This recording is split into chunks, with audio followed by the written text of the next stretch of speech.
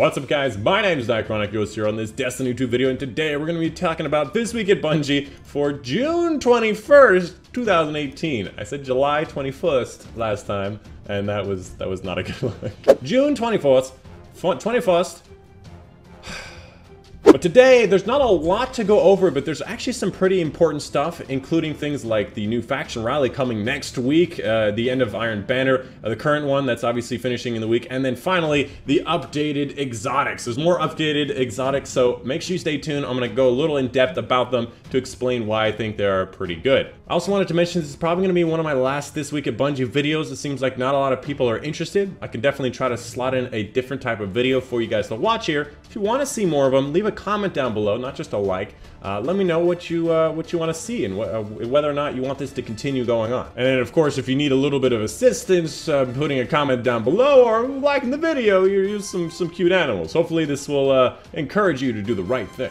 So let's talk about it. Faction Rally. Dead Orbit one last time. Hopefully, next time, New Monarchy and Future War Call can step up and take their spot. Not likely. The Catalyst and getting level 50 takes a very long time, so most likely Dead Orbit's going to win again. However, this time I will be going for New Monarchy if you wanted to join me. And then the week after that, Future War Call. I know that they have the Sunshot. I am interested, but I do like the colors of New Monarchy, so I'm going to be going for that this week. Hopefully they win. I think that they're the next most likely to win. They might take it from Dead Orbit, but again, I don't see that happening. This faction rally will happen next week, June 26th at 10 a.m. So next Tuesday, mark your calendar, more faction rally grinding. Next up, let's talk about the exotic armor reworks. I'm going to be trying to move through this as quickly as possible, but some of these are actually very important that you need to know. And this is going to be released with update 1.2.3, which is not out yet, and I don't think it's going to be out next week or the week after that. So we'll have to wait and see exactly when it's going to be released, but hopefully in about a week and a half it will release. That's my estimation, but I could be wrong. So let's talk about the Hunter. First up, Lucky Raspberry. Used to be where you hit people with Arcbolt Grenade, had a chance of giving you an instant Arcbolt Grenade back. Seeing as that was very random, they increased the chance to fully charge your Arcbolt Grenades if you hit more targets. And if you full chain on 4 targets, you are guaranteed. So if you hit a lot of enemies, you can get a lot of grenades. I personally think this is a great addition to the Hunter's neutral game, because right now using Raiden Flux and Celestial Nighthawk and Orpheus Riggs is all focused on making this super as powerful as possible. We need a lot more neutral game. A lot of these are very good neutral game additions that I really want to be implemented. Next up, we have the Stompies that saw a lot of PvP action with the high jump, but it seemed like a lot of people were pigeonholed into changing up their game and having to do high jump. So now they've made it so increase the benefits for strafe jump and triple jump. Young Ahamkara's Spine, one of the worst exotics in the game, made it so that when you hit people with trip mines, they got marked and trip mines lasted longer. Terrible exotic. Nobody cares about that. Why would you ever? Perhaps maybe sometimes in PvP, but usually you'd kill somebody with that trip mine because, you know, it's really powerful. So instead of making it so they mark enemies, they've improved the blast radius, the throw speed, and it made it a lot harder to destroy. I don't know how much harder, but we'll have to wait and see exactly. And then lastly, the biggest improvement, solar ability hits now grant Tripmine Grenade energy. This is really big. This is actually really important because this is all solar abilities. This means that if you throw a throwing knife, get a headshot kill, you get your throwing knife back, you get Tripmine Grenade energy, and you still have your throwing knife. You just keep chaining throwing knives, and hopefully we'll actually use the throwing knives at that point to get a bunch of Tripmine Grenade energy. That's really nice, including the Tripmine itself giving you more energy. Again, a really great neutral game improvement that might make people actually want to use things for the neutral game instead of just the super power. However, you still would probably lean towards the super if you're fighting against, you know, the raid boss. Coming up next, the Titans. There's a lot of interesting ones here. You know, things like the Doomfang Pauldrons and the Doom Marchers, which I thought were pretty high up on the list. They're getting some benefits, which is really nice. Of course, the first one up is probably the worst exotic in the game, the AC/DC Feedback Fence. Used to do 7 damage against thralls that took 150 damage to kill, but now the Fury Conductor, not the Furry Conductor, that would be totally different, now grants stacks on melee hits instead of kills. This is really, really good because before it used to be you had to punch a bunch of thralls. As soon as you got 1 kill, another thrall would hit you and exhaust the entire stack all of the stacks of Fury Conductor, and that just made it terrible and, you know, never got any damage and whatnot. So now if its melee hits, it might be more usable against the more hardy targets like knights and whatnot. Fury Conductor now also grants stacking melee damage resistance, makes again very nice against those knights, the Hive Knights. If you can have melee damage resistance while you go punch an enemy, it'll encourage you to go punch that enemy, and then once he hits you, he takes damage from your armor, which I think is a very welcome combo, very much a better synergy, and very much a very cool looking exotic, which is actually on my tiger on my YouTube banner. So I'm so happy these things are actually gonna get a buff finally, on top of like the 3 buffs they've already gotten and still terrible. But who knows, maybe the fact that its melee hits means the stacks will actually do enough damage to be worth something. We'll have to wait and see. I don't have high hopes, but hopefully it'll become kind of average.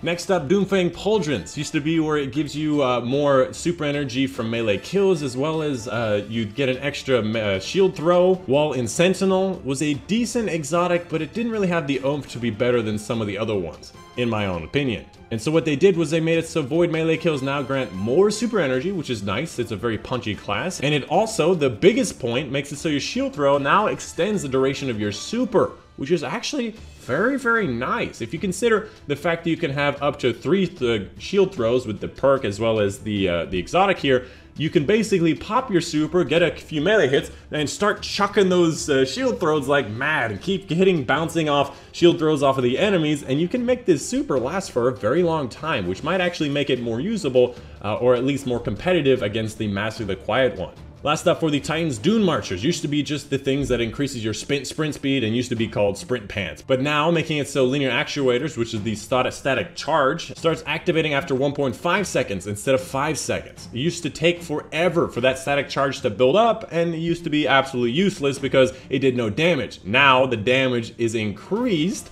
70% more in PvP and 440% more in PvE. In PvE, that's a lot of extra damage that's putting into your melee. So if you have shoulder charge, which increases the damage a little bit more, and then you also have this for another 70% more damage of what it already had, which was, you know, very little, that's gonna be enough to perhaps maybe one-shot him with a hand cannon, which seems very, very nice. And in PvE, 400%, if it was a little bit, that's a lot now. So hopefully we'll be able to use this for more than just sprint pants, and it might actually have some damage that it could do in both of the modes, which is something exciting considering this is like my 3rd favorite exotic in the entire game. Getting another buff will probably put it up a little bit.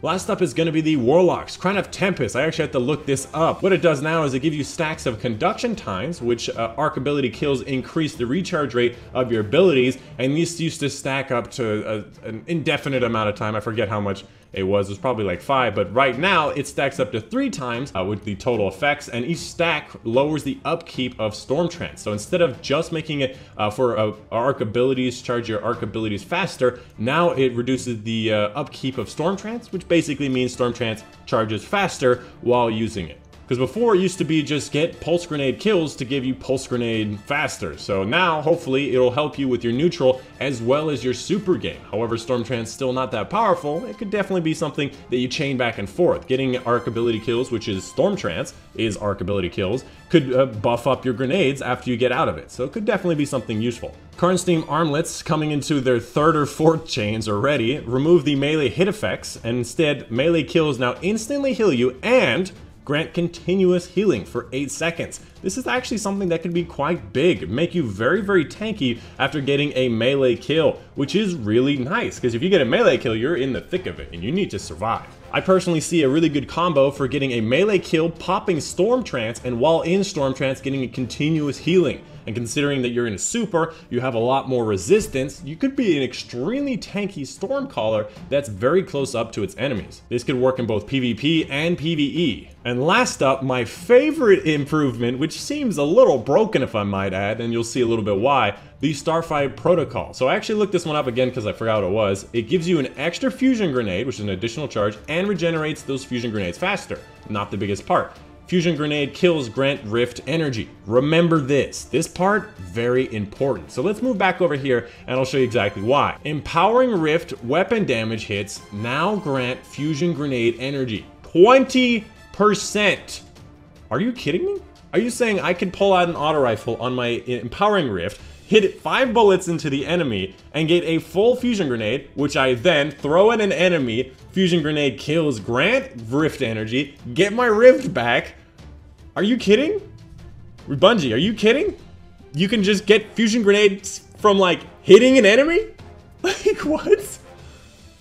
You just be putting down empowering rifts, which are really powerful, and then also getting more fusion grenade from just hitting enemies? And then just chaining that back and forth? Lunafaction boots, you are gonna get a run for your money. Starfire Protocol is about to make a scene. Ooh, that seems like the biggest improvement that I'll see. That seems like the biggest improvement that I'll have to wait and see, but that seems insane. Next part up here is going to be about the old gods, removing a lot of Halo era stuff, so if you want to go see them for the last time, you know, like the Halo Bungie.net and all that stuff, you can go see them. Not really that interested. Talking about the Fighting Lion and Iron Ornament bundle, they removed the bundle because of a glitch where the Fighting Lion ornament didn't stick around. It was like one use. For the people who did buy it, they're going to be implementing a hot patch, but if you don't want to wait for the hot patch, there are a few fixes that they show here. Pause the video and read this if you want. But anyways, that's pretty much it. There's going to be some maintenance for the Battle.net people, but for the most part, that's pretty much it. You got Nightfall top scores. Let's go PC for making their way back up to the top of the top. Hopefully I can do some Nightfalls soon. Hopefully I can do some new Nightfall strategies with obviously the new modifiers. I know it's a bit late, but I still wanted to get everything maxed out before I started trying it and get everything going. So it's definitely something I want to do in the future. So stay tuned for some Nightfall high scores. And that's it. That's the video for guys today. Again, let me know if you want to see more this week at Bungie. I know a lot of viewership has gone down. Usually people don't want to see this, and I can put my time into some other things, and I know you can go watch it yourself. But yeah, let me know if I am wasting my time here. And yeah, that's the video for guys today. Hope you guys did enjoy. My name's Dychronic, and I'll see you guys on the next one.